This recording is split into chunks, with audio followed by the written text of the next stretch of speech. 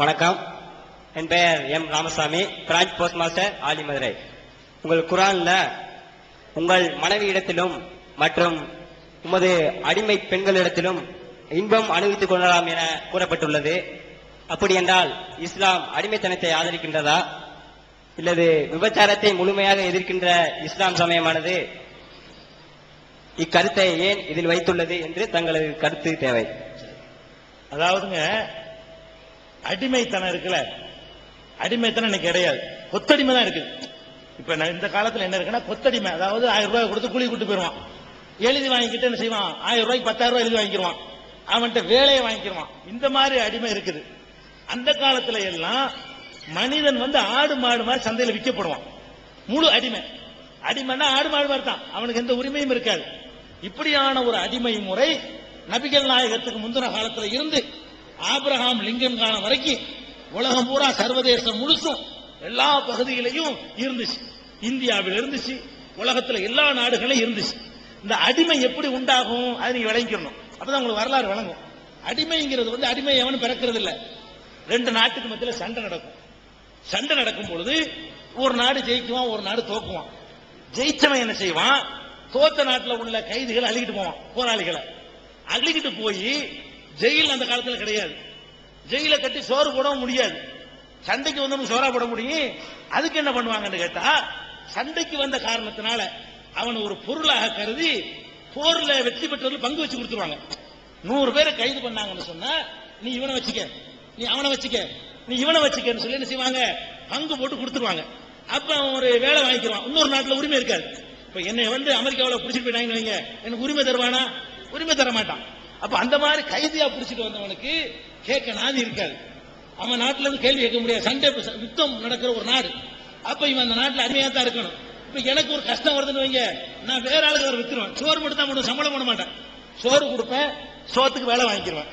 அப்புறமா ஒரு முடை வருது, கஷ்டம் வருது, அவருக்கு நான் வித்து ரூபாய் வாங்கிடுவேன். இந்த மாதிரி உலகம் பூரா அடிமைங்கிற ஒரு முறை இருந்தது. நபிகள் நாயகம் காலத்துல இது உலகம் பூரா இருந்ததுனால அவருக்கு ஒழிக்க முடியாது. சர்வதேச அளவுல இப்படி எல்லா நாட்டிலும் நடக்கும் பொழுது அதை ஒழிக்கவே இயலாது. என்ன பண்ண முடியும்? அந்த காலத்துல அவர் சக்திக்கு உட்பட்டு எப்படி குறைக்க முடியுமோ அப்படி குறைச்சார். எப்படி குறைக்கிறாரு?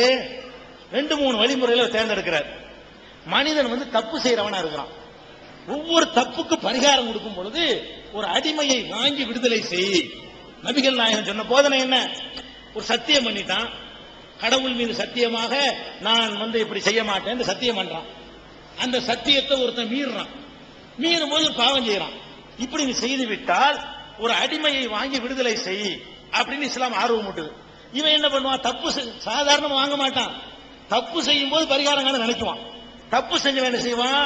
1000 ரூபாய்க்கு அந்த அடிமையை வாங்கி நீ சுதந்திரமா இருந்துக்கப்படா, நீ விடுதலைடா அப்படி அனுப்பி விட்டுருவான். இப்படி நபிகள் நாயகம் விடுதலை ஆகிறதுக்கு இப்படி ஒரு வழிமுறையை கொடுத்தாங்க. 3 ஜனாதிபதிகள் வர்றதுக்கு 30 வருஷத்துக்குள்ள அடிமை இல்லாம போச்சு. நபிகள் நாயகம் கண்டுபிடிச்ச இந்த வழிமுறையில அடிமைகள் இருக்கிறவங்கள வாங்கி வாங்கி வாங்கி நெஞ்சிடுறது, விடுபட்டுறது. அதுக்கப்புறம் என்ன பண்ணாங்க, இந்த கைதிகள் இருக்குல்ல, கைதிகளை அடிமையை ஆக்காம அவங்களுக்கு ஒரு கண்டிஷன் போடுறாங்க. முதல்ல எல்லா உலகத்திலையும் கைதி பிடிச்சா அடிமை தான். இவர்கள் போர்க்களத்தில் ஜெயிச்சு கைதியை பிடிச்சிட்டு வர்றாங்க. கைதிகளுக்கு என்ன பண்ணாங்க தெரியுமா? 2 கண்டிஷன். ஒன்னு, உனக்கு எழுத்தறிவு இருக்குல்ல, எழுத்தறிவு தெரிந்தவர்கள் இருப்பீர்களேயானால், எங்கள்ல உள்ள ஒரு 10 பேருக்கு எழுத்தறிவை கற்றுக் கொடுத்தீர்களேயானால் உங்களுக்கு விடுதலை. அப்படி கல்விக்கு முக்கியத்துவம் கொடுத்தார். படிக்க தெரியாத நபிகள் நாயகம் கைதியை விடுதலை பண்றதுக்கு என்ன பண்ணாரு? கைதியாக வரக்கூடியவர்கள் எழுத தெரிந்தவர்கள் இருப்பார்களேயானால் அந்த எழுத்த இங்க உள்ள ஒரு 10 பேருக்கு கற்றுக் கொடுத்தீர்களேயானால் உங்களை விடுதலை செய்வோம். அப்படி இல்லாதவர்கள் இருப்பீர்களேயானால் ஒரு குறிப்பிட்ட தொகையை உங்கள் குடும்பத்தாருக்கு தெரிவித்து அந்த நாட்டிலிருந்து தெரிவிச்சு தண்டம் கட்டிட்டு விடுதலை ஆயிட்டு போங்க, அடிமை கிடையாது அப்படின்னு சொல்லி நபிகள் நாயகம் என்ன பண்றாங்க, அவர்கள் போர்க்களத்தில் பிடித்தவர்களை உடனே விடுதலை செஞ்சிடறாங்க. வேற போர்க்களங்கள்ல பிடிக்கப்பட்டு விற்கப்பட்டு வருதுல, சந்தையில வாங்கப்படுதுல, அவர்கள் விடுதலை ஆவதற்கு இப்படி ஒரு வழிமுறை கையாண்டாங்க. கடைசியில ஒரு 30 வருஷ காலத்துல அடிமைய முஸ்லிம் நாட்டுக்குள்ள ஒழிச்சிருச்சு. உலகளாவிய அளவுல ஒழிக்கிறதுக்கு ஒரு லிங்கம் தேவைப்பட்டார். சர்வதேச அளவுல கைதிகள் பரிமாற்றம். இப்ப என்னது, பாகிஸ்தான்காரன் இந்தியாக்காரன் முடிச்சாலும் சரி, இந்தியாக்காரன் பாகிஸ்தான்காரன் முடிச்சாலும் சரி, கைதிகளை பரிமாறிக்கிறாங்க. இப்ப சண்டையெல்லாம் முடிஞ்ச பிறகு நீ 10 பேரை விட நான் 10 பேரை விடுறேன், அப்படின்னு பரிவர்த்தனையில ஓடி போயிட்டு இருக்கு. இப்ப ஜெயில போட்டுறாங்க. அடிமைத்தனம் கிடையாது. இது அந்த அக்ரிமெண்ட்டுக்கு பிறகு நடந்தது. இதுதான் அடிமை விஷயம். அதுல பெண்கள் அடிமையா வந்துருவாங்க. பெண்கள் ஆண்கள் மாதிரி பெண்களை அடிமையா வித்துக்கிட்டு இருக்காங்க. விற்கப்படுது சந்தையில பெண்கள். அப்ப பெண்கள் அடிமையா வரும் பொழுது அந்த பெண்கள் இவர் வீட்டுல கைவசத்துல இருக்கையில என்ன நடக்கும் தெரியுமா?